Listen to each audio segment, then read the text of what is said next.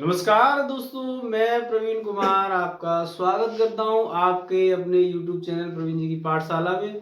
जैसा कि दोस्तों हम पढ़ रहे थे, सीख रहे थे बड़े ही अच्छे तरीके से, प्यारे तरीके से अपनी क्रिया, जिसे हम अंग्रेजी में दोस्तों कहते हैं वर्ब। तो दोस्तों हमने उसमें अपना पार्ट नंबर 1 सीख चुके थे और आज दोस्तों हम देखेंगे पार्ट नंबर 2, जिसमें अधिक से अधिक क्रिया को समाप्त करने का प्रयास करेंगे। तो दोस्तों न ज्यादा समय लेते हुए आज के टॉपिक की ओर चलते हैं, जिसका नाम है दोस्तों क्रिया। अंग्रेजी में इसे कहते हैं, क्या कहते हैं दोस्तों? वर्ब कहते हैं। तो चलते हैं आज के टॉपिक की ओर, जिसका नाम है मित्रों क्रिया, सॉरी क्रिया। तो दोस्तों हमारा जो टॉपिक है वो है कौन सा? क्रिया।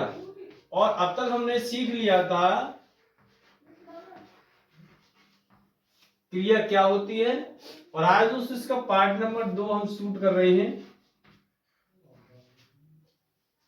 हमने सीख लिया था क्रिया क्या होती है, क्रिया की परिभाषा क्या होती है, क्रिया कितने प्रकार की होती है। क्रिया वो 2 प्रकार में बांटी गई है, एक कर्म के आधार पर और एक प्रयोग के आधार पर। कर्म के आधार पर दोस्तों क्रिया होती है हमारी कितने प्रकार की होती है? 2 प्रकार की।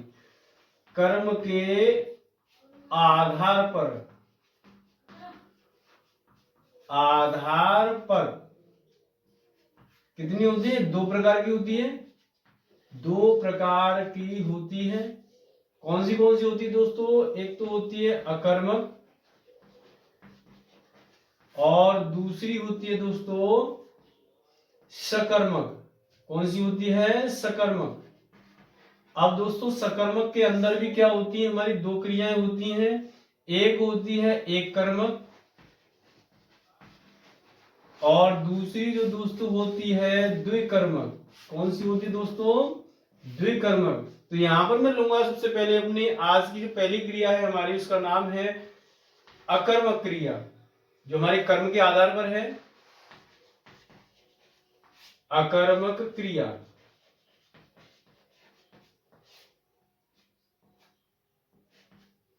अकर्मक क्रिया, इसकी परिभाषा दोस्तों लूंगा कि जिस क्रिया में इसमें कर्म की आवश्यकता नहीं होती है। क्या नहीं होती दोस्तों? कर्म की आवश्यकता नहीं होती है। उस क्रिया को हम क्या कह देंगे मित्रों? क्या कहेंगे हम? अकर्मक क्रिया कह देंगे। आवश्यकता नहीं होती है।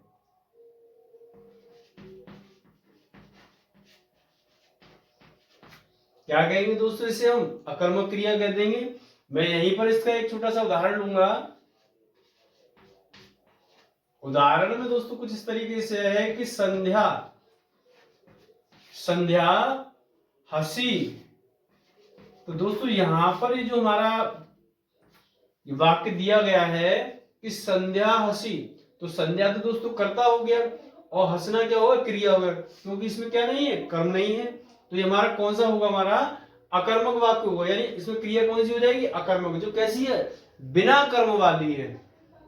एक और उदाहरण लूंगा यहीं पर। पक्षी आकाश में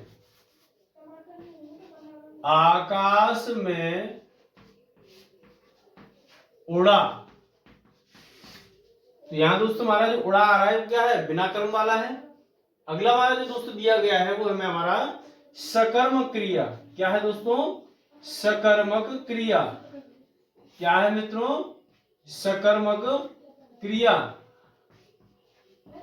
क्या है? सकर्मक क्रिया। यानी जिस क्रिया में कर्म की आवश्यकता होती है। कर्म की क्या होती है दोस्तों? आवश्यकता होती है। उसे हम क्या कह देंगे? क्या कह देंगे? क्या कहेंगे? सकर्मक क्रिया कहेंगे। क्या कहेंगे दोस्तों? सकर्मक क्रिया कह देते हैं। जैसे दोस्तों मैं इसका उदाहरण लूंगा एक छोटा सा।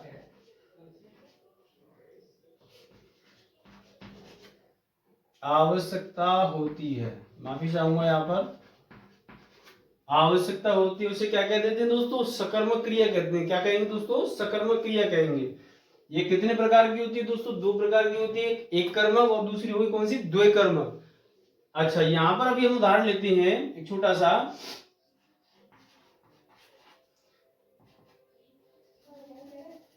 उदाहरण लूंगा मैं यहां पर इसका, गीता, गीता। तो हम पढ़ रहे थे दोस्तों, सकर्मक क्रिया पढ़ रहे थे, जिसमें सकर्मक क्रिया की हमने परिभाषा पढ़ ली थी, जिसमें कर्म की आवश्यकता होती है उसे क्या कहेंगे दोस्तों, सकर्मक क्रिया कहेंगे। कितने प्रकार का होता है सकर्मक क्रिया? दो प्रकार का होता है। एक होता है दोस्तों एक कर्मक, और दूसरा होता है कितना, कौन सा, द्वे कर्मक। एक उसका उदाहरण लेंगे दोस्तों कि गीता खाना बनाती है। क्या करती है गीता? खाना बनाती है। तो दोस्तों इसमें क्या हो रहा है, हमारा कर्म की आवश्यकता हो रही है। ये थोड़ा दोस्तों गलत हो गया था थोड़ा सा, पक्षी उड़ा, ये होगा वास्तविकता में। तो दोस्तों अब यहां पे हम लेंगे अपना एक कर्मक, एक कर्मक, एक कर्मक सकर्मक क्रिया, सकर्मक क्रिया।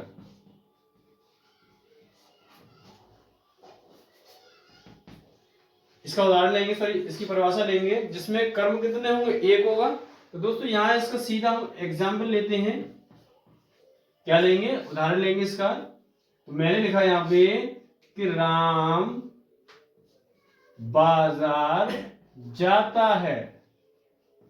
राम क्या करता है दोस्तों, बाजार जाता है। तो इसमें क्या आ रहा है दोस्तों, हमारा जो कर्म आ रहा है, कितने आ रहे हैं, एक ही कर्म आ रहा है। कितने कर्म आ रहे हैं दोस्तों, एक ही कर्म आ रहा है। तो ये कौन सी क्रिया हो जाएगी हमारी, एक कर्मक सकर्मक क्रिया, एक कर्मक सकर्मक क्रिया। तो आगे दोस्तों ये वाला लेंगे हम, द्विकर्मक,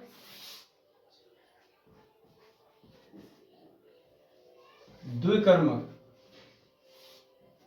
क्या करेंगे दोस्तों, द्विकर्मक लेंगे। इसकी दोस्तों डायरेक्ट मैं परिभाषा लूंगा कुछ इस तरीके से।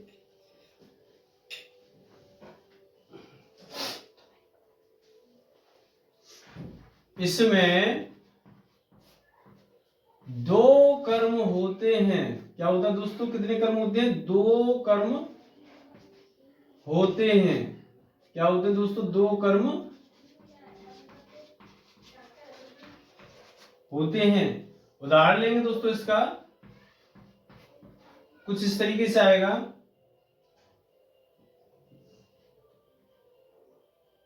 राजा, राजा सेवकों को, सेवकों को दान देता है। क्या देता है दोस्तों, राजा सेवकों को दान देता है। तो दोस्तों यहां पर जो हमारे कर्म होते हैं वो दोस्तों कर्म कितने हो जाएंगे, दो कर्म हो जाएंगे। कि एक तो हो जाएगा सेवक और दूसरा हो जाएगा दान। ये भी क्या है दोस्तों, कर्म है, और ये भी क्या हुआ दोस्तों, कर्म है। तो दोनों को मिला के अगर हम देखेंगे तो दोस्तों हमारे जो कर्म होंगे कितने हो जाएंगे, दो कर्म हो जाएंगे। कितने हो जाएंगे दोस्तों, दो कर्म हो जाएंगे। तो दोस्तों आज की वीडियो में सिर्फ इतना ही, और मैं उम्मीद करूंगा आपको पूरी तरीके से वीडियो क्लियर हुआ होगा। अगर कहीं पर भी आपको कैसी भी प्रॉब्लम दिखती है तो आप तुरंत ही उसे कमेंट सेक्शन में टाइप कीजिए। मैं एक बार फिर से इसको रिपीट कर देता हूँ। देखिए आज का जो दोस्तों टॉपिक था हमारा, क्या चल रहा था, हमारा क्रिया चल रहा था, जिसे अंग्रेजी में क्या कहते हैं दोस्तों, वर्ब कहते हैं। और आज हमने जो रिकॉर्ड किया है वो है हमारा पार्ट नंबर 2। आज जो दोस्तों हम सीखने जा रहे हैं वो क्या सीखेंगे, क्रियाओं के प्रकार और उनकी परिभाषाएं। तो सबसे पहले हमने सीखा है कर्म के आधार पर क्रिया कितने प्रकार की होती है, दो प्रकार की होती है। कितने प्रकार की होती है दोस्तों, दो प्रकार की, एक अकर्मक और एक सकर्मक। सकर्मक के दोस्तों दो पार्ट होते हैं, एक कर्मक और दूसरा द्वे कर्मक। तो हम परिभाषा लेते हैं सबसे पहले इसकी अकर्मक क्रिया की। अकर्मक क्रिया में कि इसमें कर्म की आवश्यकता नहीं होती है, यानी ऐसी क्रिया जिसमें कर्म ही ना हो वो कौन सी क्रिया होगी दोस्तों, अकर्मक क्रिया होगी। ऐसी क्रिया जिसमें कर्म ही ना हो उसे दोस्तों क्या कह देंगे, अकर्मक क्रिया कह देंगे। जैसे हमारा उदाहरण आया है संध्या हसी, तो इसमें दोस्तों डायरेक्ट क्रिया लास्ट में क्रिया दी गई है हमारे, तो उससे पहले क्या दे दिया दोस्तों, हमारा सॉरी कर्ता दे दिया है। अगला उदाहरण है पक्षी उड़ा। अगला उदाहरण क्या है, पक्षी उड़ा। अब आता है दोस्तों इसके बाद में सकर्मक क्रिया। सकर्मक क्रिया में कर्म की आवश्यकता होती है। क्या होती है दोस्तों, कर्म की आवश्यकता होती है। इसका उदाहरण दिया हुआ है कि गीता खाना बनाती है। क्या करती है गीता? खाना बनाती है। इसके दोस्तों प्रकार है, एक कर्मक और द्विक कर्मक। तो एक कर्मक को हम पढ़ेंगे, तो एक कर्मक का हमने यहाँ पे क्या किया, डायरेक्ट उदाहरण ले लिया है। तो राम बाजार जाता है, यानी क्रिया से पहले क्या आ गया, कर्म आ गया। तो हमारा कर्म कितने आया दोस्तों, एक ही कर्म आया इसमें। कितने कर्म आए दोस्तों, एक ही कर्म आया है। कितने कर्म है दोस्तों, एक ही कर्म आया है। तो इसे क्या कह देंगे, एक कर्मक क्रिया बोल देंगे इसको, एक कर्मक सकर्मक क्रिया। वहीं पर दोस्तों हमारा अगला दिया है द्विकर्मक।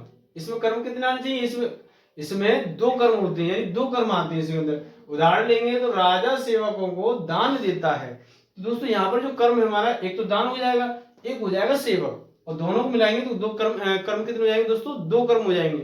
तो इसी के साथ दोस्तों आज का मैं सेशन यही समाप्त करता हूँ, और उम्मीद करूंगा आपको पूरी तरीके से क्लियर होगा, पूरी तरीके से समझ में आएगा। तो थैंक यू, जय हिंद, जय भारत।